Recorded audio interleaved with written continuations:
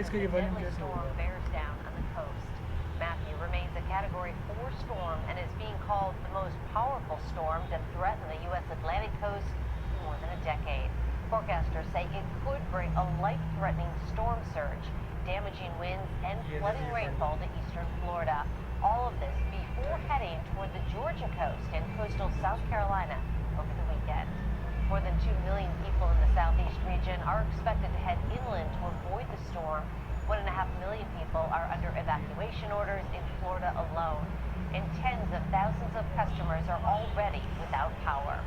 St. Lucie County Administrator Howard Tipton is on the phone with us now. Howard, thank you so much for joining us. What is it like where you are? Hi, Meg.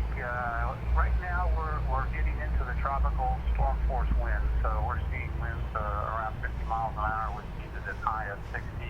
A lot of rain bands, but so far the initial forecast from this morning, thankfully, have not come true. Yeah, that is really a thankful forecast that just came out. We're now seeing that the eye of the storm is just jogging a bit east instead of veering in toward the coast. So if it continues on that path, it could skirt along the coast and not make a direct landfall hit. We do know that 95,000 people are without power across Florida. About 6,000 people are without power in your area. Is that what you're seeing? That's what we're seeing, and of course we're just getting started with some of the heavier winds, so that loss of power number is going to go up for sure.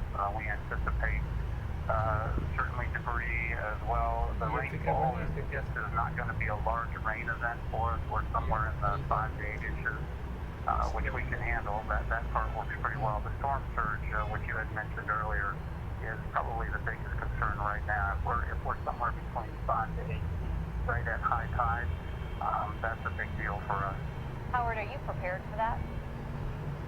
Yeah, we're as prepared as we can be. We did, I think, a really good job on getting about 35 to 40,000 people off the barrier islands. And so from that perspective, in terms of loss of life or danger to people, I think we're in good shape. But for some of the real low-lying areas that are, just buildings and facilities, they could get wet.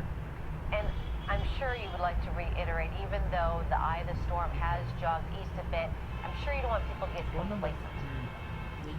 Oh, absolutely. This is still a Category 4 hurricane sitting out off of our coast, and just as we've seen it jog to the east, it can jog to the west. And so it's something that everybody should take seriously.